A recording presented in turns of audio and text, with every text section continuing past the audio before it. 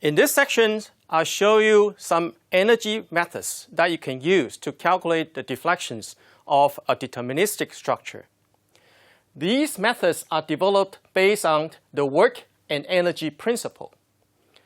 So let me use the truss structure as an example to illustrate what is work and energy principle. Assuming that I have an external force, F, acting at the midpoint of the truss.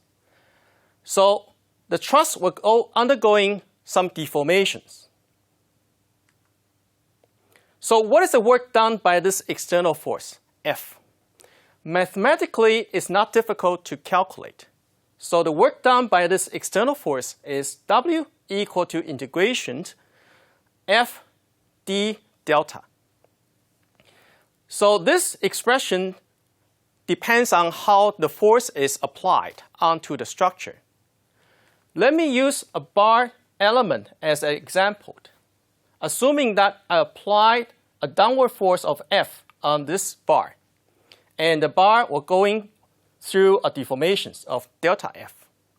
So depends on how this force is applied. Then the work expression will take on different equations. So for instance, if I apply the loading very gradually, the magnitude of force increases as the structure undergoing deformations, like this. Then the work done by this force is the area underneath this force deformation line, which is W equal to 1/2 F times delta F. On the other hand, if I apply the force suddenly, that means that while the structure is undergoing deformations, the magnitude of force remains constant. Then the work done by this force is the area under this horizontal force deformation line. So the work done by this force then is W equal to F times delta. So now we have a structure. We have an external force applied gradually onto the structure, and the structure has deformed under equilibrium. So the question is, I have this work done by the force on the structure. So where does this work go? So we say that this work is saved now in the beam in terms of strain energy. So what is strain energy? So strain energy is inside the structures in each component. When the component is undergoing some sort of deformations, then these deformations require some energies. So this energy is strain energy. So the strain energy in each component is the member force times the corresponding deformation times 1/2, because the load is applied onto the structure gradually. So here is the strain energy for one component. As this is a truss structure that consists of many components, so the total strain energy saved inside the structure is the summations of all components. So according to conservations of energy, the work done by the external force is going to be saved inside the structure in the form of strain energy. So that is to say that we have W equal to U. So in terms of equation, it gives you 1/2 times F times delta F equal to summations 1/2 Fi times Di. So on the left is the work done by the external force F, and on the right is the strain energy saved inside the structure. In the following, I'm going to show you two energy methods which have been developed based on the work and energy principle that I just shown you. They are virtual work principle and the Castigliano principle. First is the virtual work principle. Assuming that I have a structure and I have an external force, F. Apply the external force, F, and the structure has deformed and achieved its equilibrium position. So here's the work and energy equation. So force has been applied onto the structure in a very gradual way. So I want to perturb the structure away from its equilibrium. So there are many ways you can do that. Let me show you two of them. The first ways to disturb the structure away from its equilibrium is to hold the force constant while disturbing the deformation of the structure. So I disturb the structure in a way that I imagine that I move this point downward by an imaginary amount of delta F. So this is the imaginary deformation. So that I injected onto the structure while holding the external force F constant. Such an imaginary deformation is going to cause the component of the structure to deform as well. So this component virtual deformation is delta D. Because of that, this disturbance is going to create additional virtual work into the structure. So graphically, this is the equilibrium positions. So I'm holding the external force constant and dragging the structure away from its equilibrium. So I'm moving horizontally like that. So this is the virtual deformation. So the virtual work created under such a disturbance is the area underneath. So that is delta W equal to F times delta F. So following the work and energy principle, this virtual work is going to be converted into the form of strain energy and is going to be saved inside the structure. Now, this strain energy is equal to summations component force times the corresponding virtual deformations of the component, which are created due to the imaginary virtual deformations that you assume.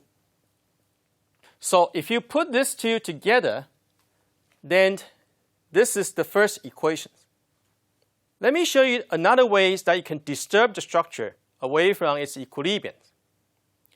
So instead of disturbing deformations, now I'm going to disturb the external force while holding the deformation constant. So I add an imaginary force, delta F, along the same directions of F.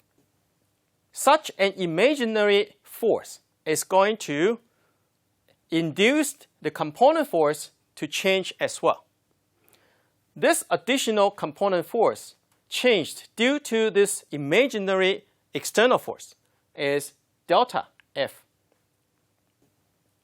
So graphically, we are dragging these equilibrium positions vertically upward with amount of delta capital F. So the work done due to such a disturbance is going to be this area, which is delta W equal to delta F times delta F. So again, this virtual work is going to be converted into the strain energies, which is summation delta F times component deformation. So if we put these two together, then here is a second equation. So let me summarize what we just mentioned in this slide. So I want to show you how you can disturb a structure away from its equilibrium. And I will show you the results of that is that I have generated a new equation. So this is called virtual work principles. So the first way to disturb the structure from its equilibrium is to hold the force constant but try to disturb the deformation. So as a result, I have this equation. So this equation is called virtual work principle. The second way to do that is I'm holding deformation constant but disturb the force. So I just show you that it will lead to the second equation. So this equation is called complementary virtual work principle. In this session, we are going to focus on the second approach, complementary virtual work principle, or I call it virtual work principle for short. So I'm going to focus on the second approach. That is, I'm going to hold the deformation constant while disturbing the force by injecting a disturbed force, delta F. So this disturbed force, or imaginary force, is going to create the internal component force to change as well with this amount, delta Fi. So according to what we just derived, the virtual work principle is delta W equal to delta U, and here is the equation. So this is complementary virtual work principle, or we just call it virtual work principle for short. The description of this principle is the complementary virtual work done by an external virtual force under actual deformation of a structure is equal to the complementary strain energy done by virtual member force under actual member deformations. To help you understand this principle, I use different colors to highlight. First is the yellow. Yellow indicating that they are coming from the actual condition. Actual loading, actual internal force, and actual deformations. For those shaded with green, they are corresponding to virtual conditions. They are imaginary, they are assumed. So they are virtual force and virtual component force. So how do we use this virtual work principle to calculate deflections of a deterministic structure? So again, let me use this truss structure as an example. I applied a force F at the midpoint, and the structure is going to go through deformations. And we wish to find such a deformation. So I'm going to follow virtual work principle, the second virtual principle that we introduced. That is, I'm going to inject an imaginary force along the same directions of this F, delta F. This delta F, like we mentioned, is going to create a disturbance inside the structure. So the component force inside the structure is going to be disturbed as well. So you can regard this as two forces, two different forces. One is the real force, the other is the imaginary force, delta F. So you can do superpositions. So you can analyze the real external force and then calculate all the component forces. And you can then calculate the effects of this virtual force. So you can do two separate analyses and then superimpose them through this equation. So this is what you can do to calculate. So I have a structure, I have an external force F applied, and we wish to find the deformations at that particular locations along the same directions of external force.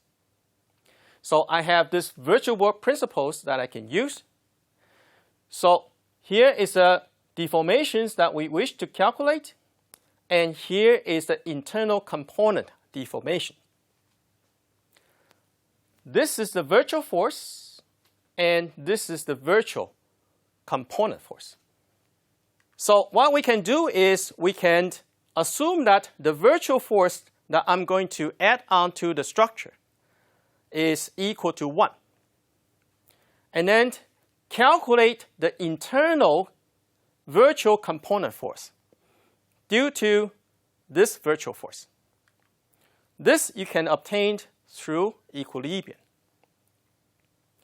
So this is going to get into this equation here.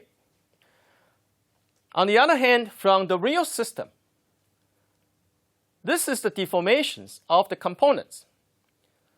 So if this is a deterministic structure, the deformations of the component should be equal to the component force times the component length divided by EA. So this component force can be obtained through equilibrium calculations due to the external force, F. So once you obtain the component force, you can just substitute it back into this expression to obtain the deformations of each component, and then substitute back in here. So look at this equation. This is the imaginary force. We just assume that the magnitude of the force is equal to 1. And you can obtain the internal virtual component force through equilibrium. And here the component deformations has been related to the component force, which can be obtained from equilibrium. So the only unknowns remains in this equation is delta F. So you can obtain delta F through such a calculation.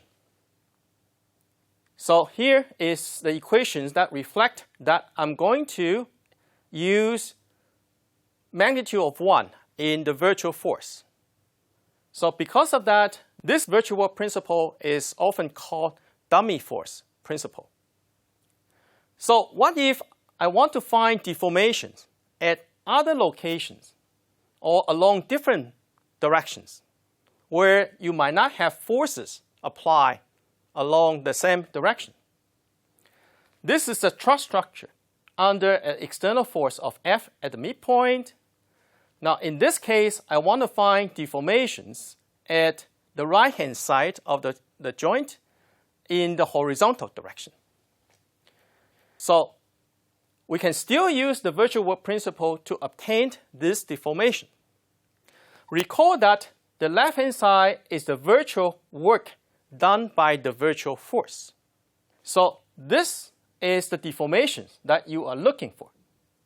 So this is going to be the virtual force. So you have options to assume the directions and the locations where you want to apply your virtual force at.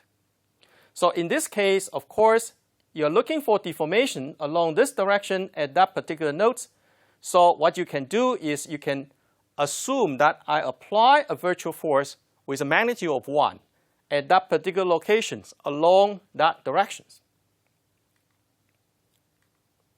So here.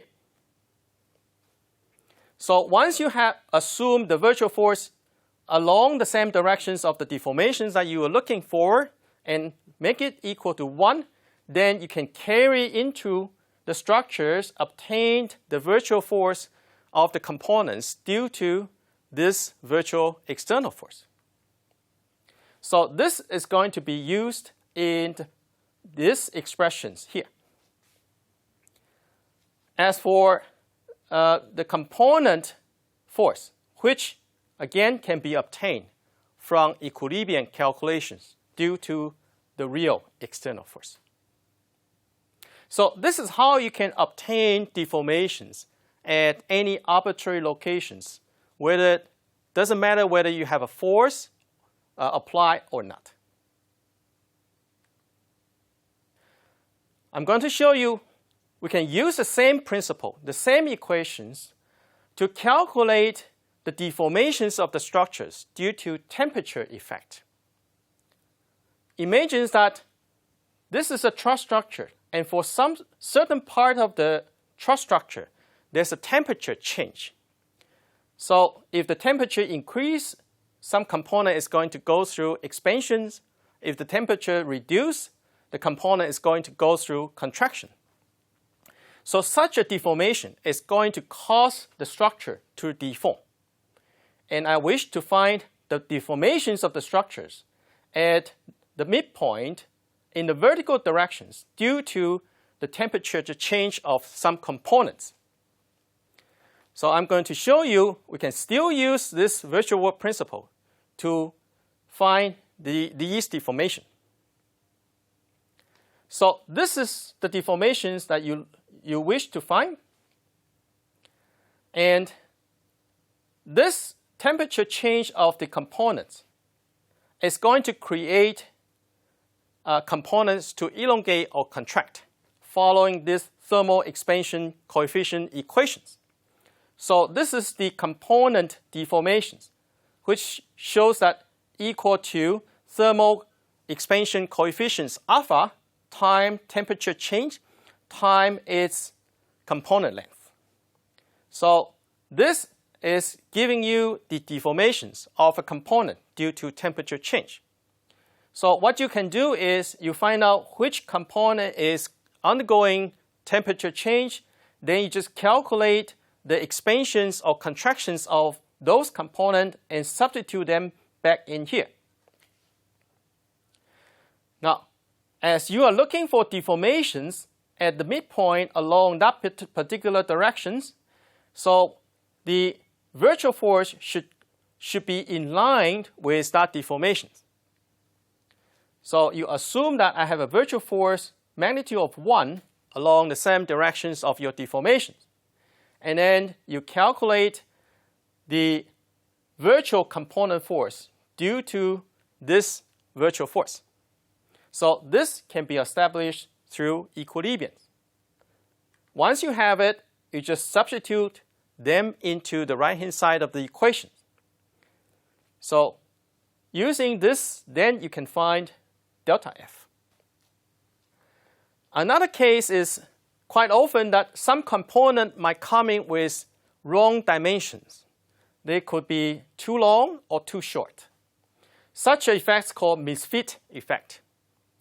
So Misfit effect is going to cause the deformations of the structure.